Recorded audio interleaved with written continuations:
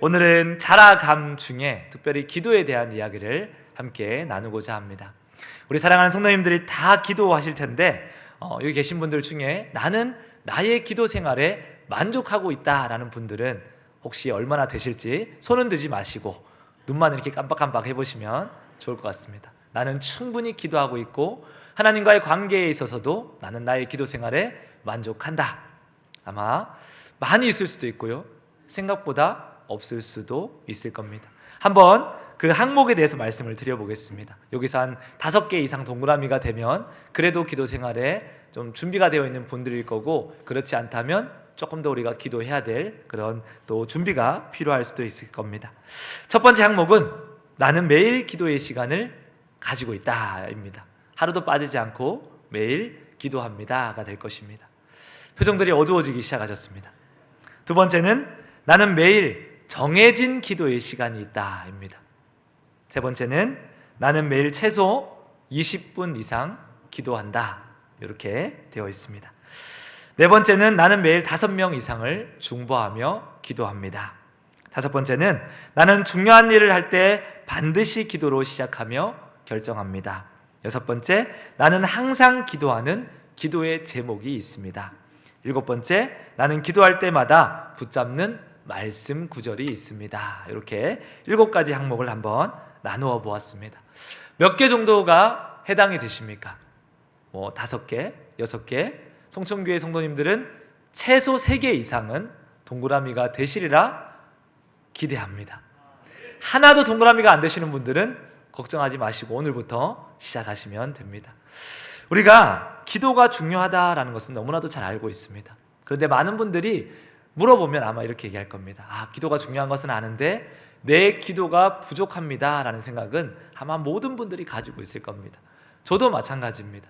기도해야 된다는 것을 알고 기도해야 하지만 기도 시간이 늘 부족하다라는 생각은 언제나 하고 있는 것 같습니다. 아마 우리 성도님들도 기도하시지만, 하나님께 부르짖고 계시지만 더 기도해야 하는데 내 기도 시간이 좀 부족한데 라는 이런 마음들이 많은 분들이 가지고 계실 겁니다. 기도가 중요한 것도 알고 기도해야 하는 것도 알고 기도의 능력도 알지만 우리가 기도하지 못하는 이유가 어디에 있을까요? 기도에 더 많은 시간을 내지 못하고 분주하고 바쁘다 보면 제일 많이 시간을 줄이는 게 왜 항상 기도의 시간일까? 우리가 생각해 보면요, 이 기도가 당장 눈앞에 기도하지 않아도 사는데 큰 지장을 받지 않기 때문이다라고 생각할 수 있을 것 같아요. 요 한 가지 이유가 있는 것 같습니다.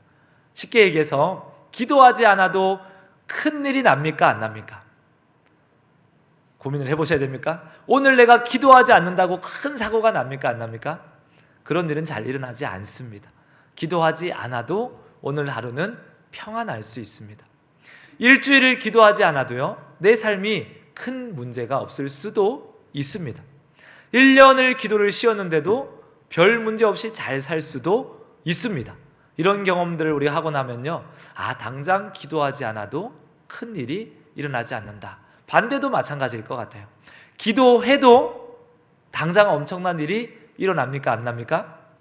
그럴 일이 일어날 수도 있겠지만 일어나지 않을 때를 우리는 많은 순간 경험합니다. 그래서 은연중에 그런 마음이 있는 겁니다. 기도하지 않아도 오늘 하루 기도를 쉬어도 사는데 큰 지장이 없다. 이것이 아마 우리의 마음 가운데 은연중 자리 잡고 있을 겁니다. 그럼에도 불구하고 우리는 기도해야 합니다. 그래서 오늘 말씀을 통해 왜 기도해야 합니까? 기도해야 될 이유가 어디에 있습니까? 끊임없이 기도합시다라는 이유로 오늘 말씀을 함께 나눌 겁니다. 성경 말씀에 보면요, 기도하는 이야기가 많이 나와 있습니다. 신구약 말씀 가운데 기도라고 이렇게 온라인 성경에 글을 치면요, 엄청나게 많은 기도의 장면들이 나오고 찾을 수가 있을 겁니다. 그 중에서 가장 많이 기도하는 모습을 보여주신 분이 누구신지 혹시 아십니까? 그분은 바로 예수님이십니다.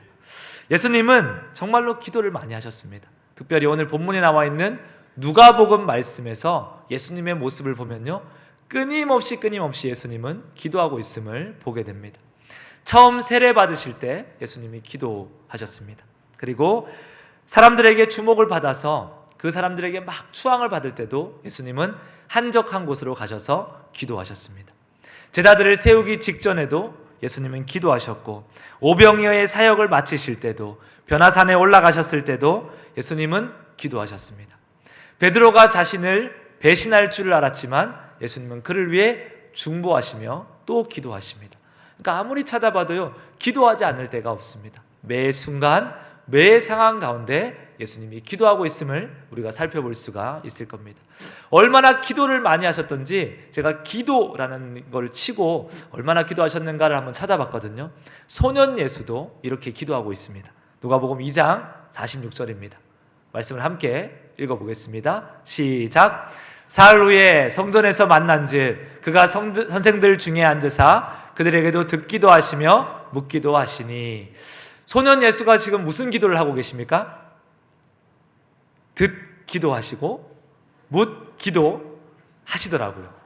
항상 기도하시니까 삶이 기도다라고 이야기를 할 수 있을 겁니다. 찾아보니까 이게 있어서 한번 해보려고 그랬는데 재미가 많이는 없는 것 같습니다.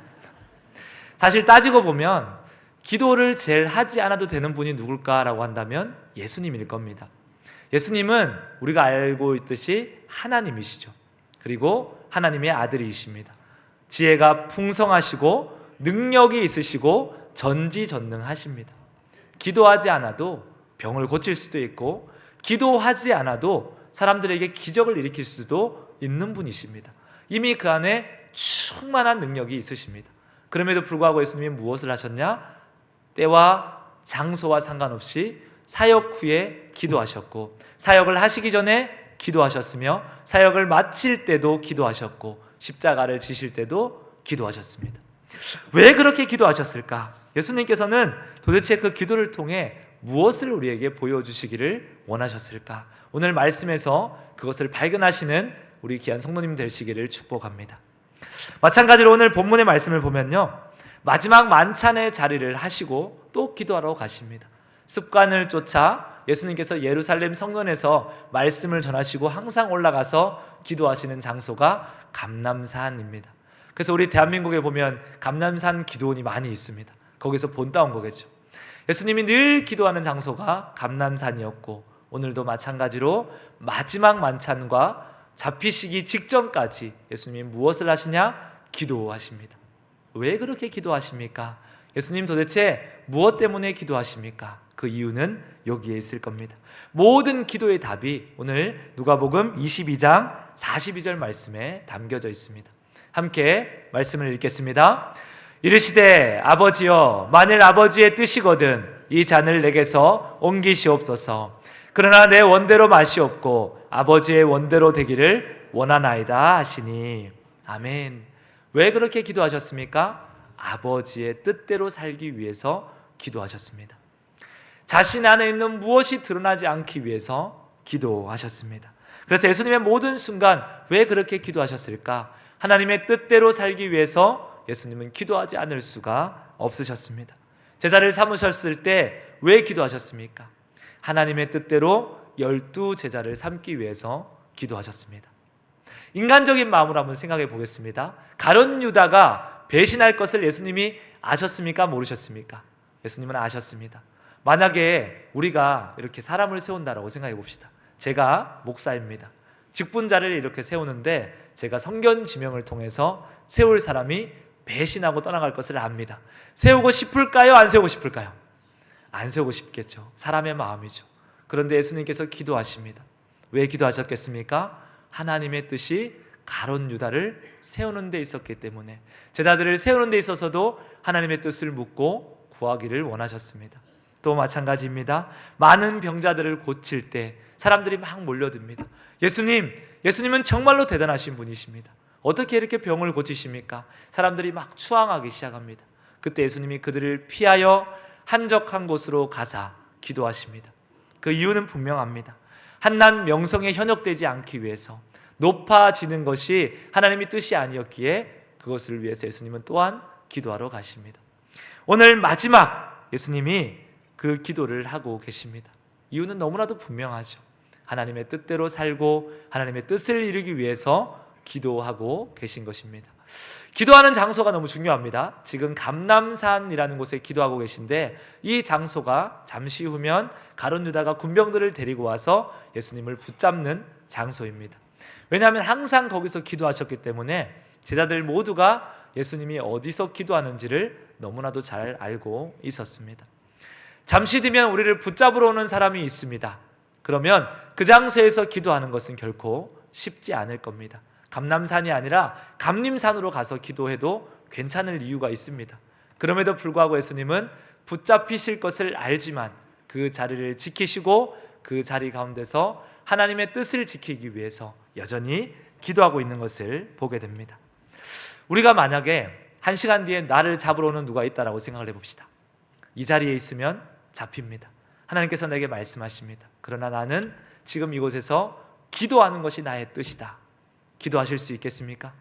그것이 얼마나 어려운지는 우리가 너무나도 알고 있을 겁니다. 그런데 예수님은 잡히실 것도 알고 나에게 고난을 있을 것도 알지만 그 감람산에서 늘 기도하는 그 자리에서 하나님의 뜻을 구하며 기도하고 있는 겁니다.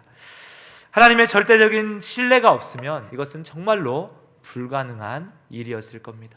예수님은 그 일들을 감당하면서 무엇을 하시냐면 하나님의 뜻을 구하고 있습니다.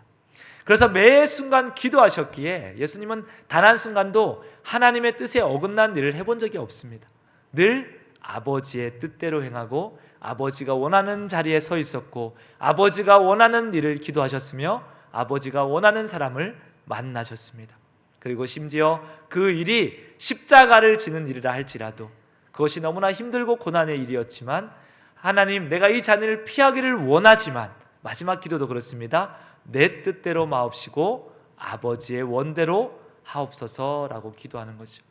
이것이 예수님의 기도하는 이유였습니다. 그래서 하나님의 뜻대로 살기 위해서는 기도하지 않을 수가 없었습니다. 예수님도 그러했습니다. 예수님도 인간의 몸으로 오셨기에 유혹이 있으셨을 거고 뛰쳐나가고 싶으셨을 거고 그 많은 것들 가운데 예수님은 하나님의 뜻대로 살기 위해 잠잠히 기도하셨습니다. 저와 여러분 이와 같은 기도의 자리가 있으시기를 축복합니다. 하나님의 뜻대로 살기 위해서 하나님께 더 기도하시는 은혜가 있으시기를 축복합니다. 아멘. 아멘. 그렇다면 깨어 기도하지 않는 제자들, 졸고 있는 제자들은 그 위기의 순간에 무엇을 선택하는지를 우리가 한번 보기를 원합니다. 예수님과 제자들이 마지막 만찬을 하면서 예수님께서 이렇게 말씀하십니다. 너희들 중에 나를 파는 자가 있을 거다. 너희들 중에 나를 버리는 자가 있을 거다. 그 얘기를 듣자 제자들이 수군대기 시작했습니다. 누가 팔까? 누가 예수님을 팔까? 그리고 그 이야기가 어디로 넘어가냐면 나는 아니다라는 이야기로 넘어갑니다. 누가 파느냐 얘기하다가 나는 예수님을 정말로 사랑한다. 나는 예수님과 누구보다 가까운 사람이다. 그리고 나서 그러면 누가 신앙이 더 크냐로 넘어가는 이야기를 우리가 만나게 됩니다. 예수님께서 이 이야기를 하신 이유가 어디에 있겠습니까? 너희가 나를 팔 것이지만 너희는 그 믿음의 자리에서 떠나지 말고 내가 너희에게 맡겨준 그 사명을 잘 감당해라. 이게 하나님의 뜻이었습니다. 근데 기도하지 않는 제자들은 하나님의 뜻을 놓칩니다. 하나님의 뜻을 놓치고 나자 그때부터 그의 방향이 틀어지기 시작했습니다. 그리고 그들의 목적이 어디로 흐르고 있냐면 예수님의 사명과 뜻을 이루는 것이 아니라 내가 높아지는 자리에 서 있다라는 사실입니다. 기도하지 않으면요, 우리는 하나님께 나아갈 방향을 놓칩니다. 기도하지 않는 교회는 하나님의 뜻대로 나아가지 못하고 세상 가운데로 나아갈 수밖에 없습니다. 그래서 기도하지 않으면 이처럼 하나님의 말씀의 방향을 놓칠 수밖에 없습니다. 방향을 놓치면 아무리 열심히 해도 아무리 잘해도 결과는 하나님의 뜻과는 다른 일로 나아갈 수밖에 없습니다. 지금 제자들이 다투고 있습니다. 누가 더 크냐로 다투고 있죠. 누가 더 크냐로 막 싸우다가 결론이 났습니다. 아, 그렇다. 네가 더 크다라고 결론이 났다라고 생각해 봅시다. 여기에는 하나님의 뜻이 이미 담겨져 있지 않는 겁니다. 교회가 얼마나 하나님의 뜻과 상관없는 이유로 다투고 있는지 모릅니다. 기도하지 않으니까, 하나님의 뜻이 무엇인지 모르니까 서로 나뉘어져서 싸웁니다.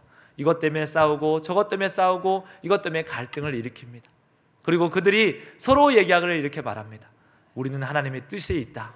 우리는 하나님의 뜻에 있다 라고 서로 양쪽이 갈라져서 이야기를 합니다. 실제로 그 안을 깊이 들여다보니 어디에도 하나님의 뜻은 없더라라는 거죠. 하나님의 본질의 가치는 이미 그 안에 담겨져 있지 않더라라는 겁니다. 얼마나 교회가 비본질적 가치 때문에 다투고 싸우는지 모릅니다. 그 이유가 무엇입니까? 하나님의 뜻을 놓쳤기 때문에, 하나님의 원하시는 방향을 놓쳤기 때문에 그들은 하나님의 뜻이 없는 곳에서 다투고 있음을 우리가 말씀을 통해 보게 됩니다. 제자들이 그처럼 기도하지 않으니 방향을 잃어버리고 누가 큽니까? 라는 이유 때문에 다투고 있습니다. 그런 제자들에게 예수님이 말씀하십니다. 특별히 제일 큰 목소리를 냈던 것 같아요, 베드로가. 그래서 베드로에게 이렇게 말씀하십니다. 누가복음 22장 31절에서 32절입니다. 함께 말씀을 읽겠습니다. 시몬아 시몬아, 보라, 사탄이 너를 밀가부르듯 하려고 요구하였으나 그러나 내가 너를 위하여 내 믿음이 떨어지지 않기를 기도하였으니 너는 돌이킨 후에 내 형제를 굳게 하라. 아멘. 지금 누가 크냐라고 다툴 때가 아니라 잠시 뒤면 너희에게 엄청난 시험이 찾아올 것이다. 유혹의 어려움이 찾아올 것이고 사단이 너희를 뒤흔드는 순간이 올 것이다. 그때 너희는 돌이킨 후에, 기도하고 난 후에 다시 형제를 굳세게 하는 자리로 나아가라. 그것이 나의 뜻이요 너의 사명이다 라고 하나님의 뜻을 다시 한번 베드로에게 말씀해 주셨습니다. 기도해라, 흔들리지 마라, 굳건하게 다시 서라 라고 이야기를 합니다. 그 예수님의 말씀에 베드로가 이렇게 말합니다. 누가복음 22장 33절입니다. 함께 읽겠습니다.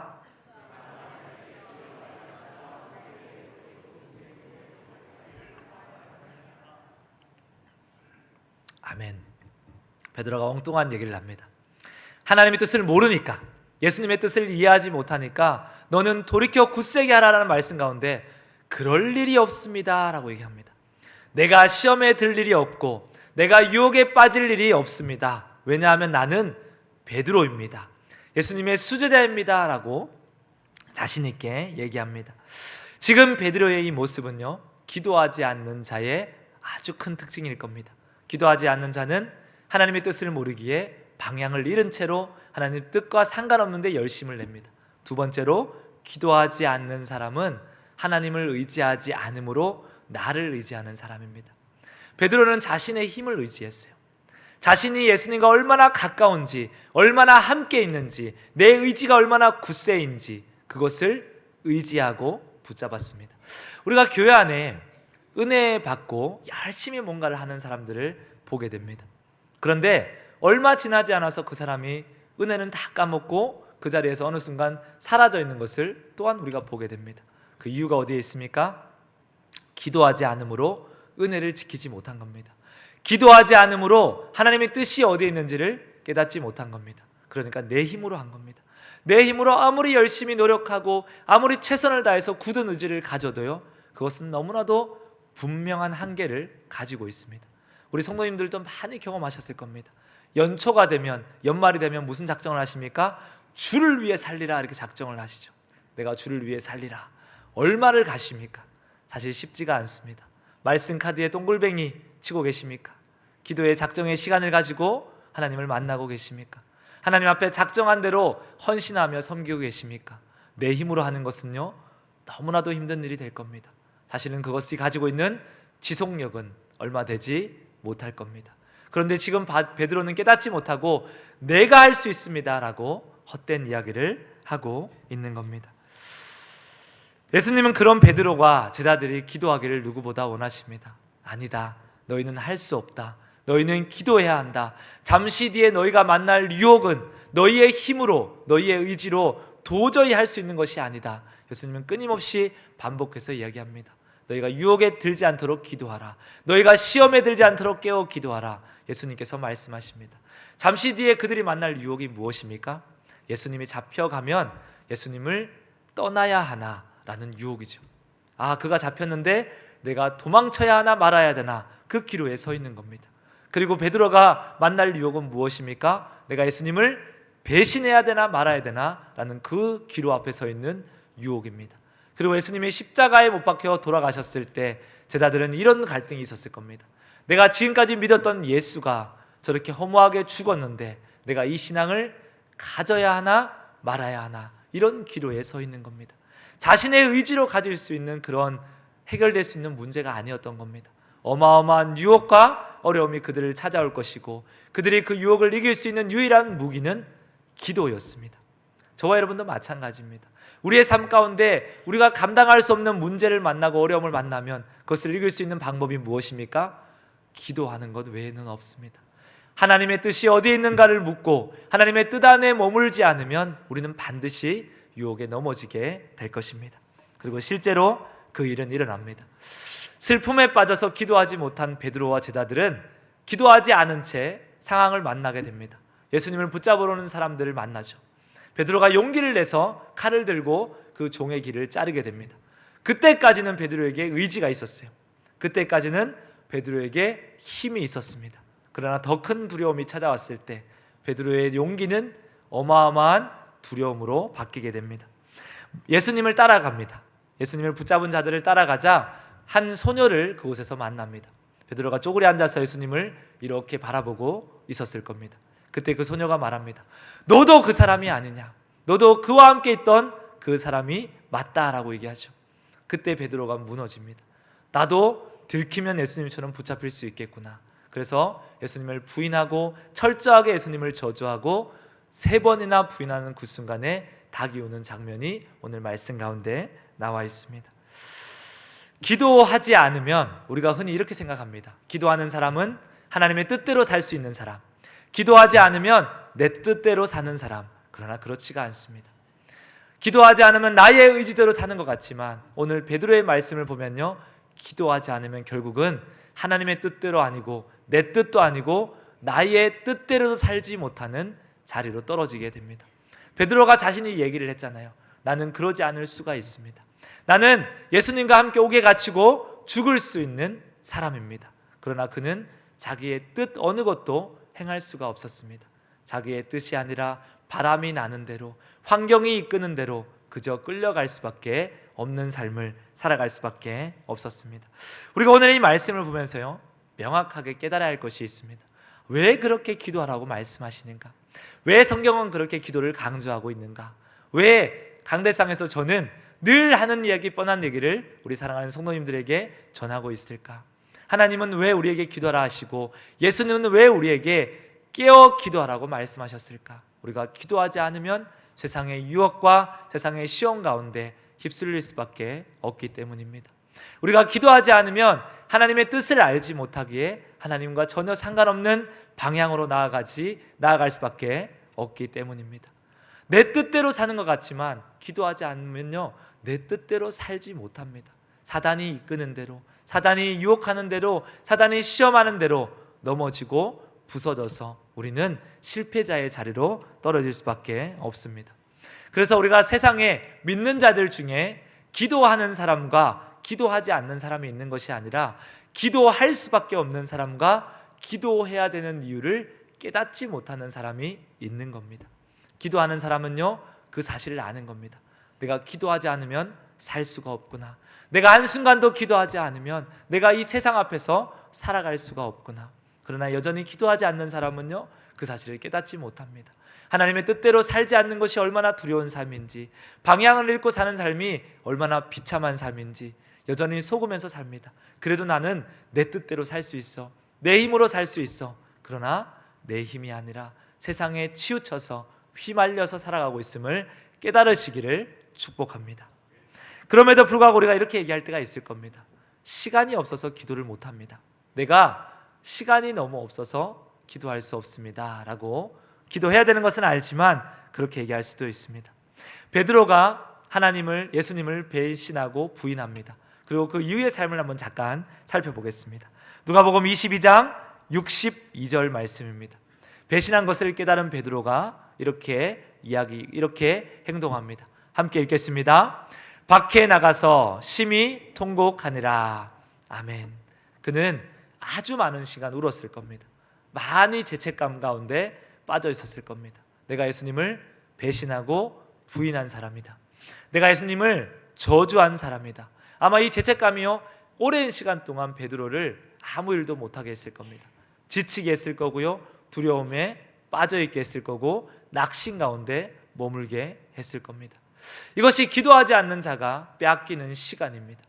기도하지 않아서 우리가 주저앉을 때요, 훨씬 더 많은 시간을 빼앗기게 될 겁니다. 훨씬 더 많은 방향을 잘못된 길로 돌아가게 될 것이고, 그 잘못된 길 가운데 실패의 낙심 때문에 주저앉아서 보내는 시간이 훨씬 더 많이 있을 겁니다. 그러므로 우리는 그러기 전에 기도해야 합니다. 그럴 수 있기를 축복합니다. 그러면 언제 기도해야 합니까? 라고 물을 수 있겠죠. 언제 기도해야 합니까?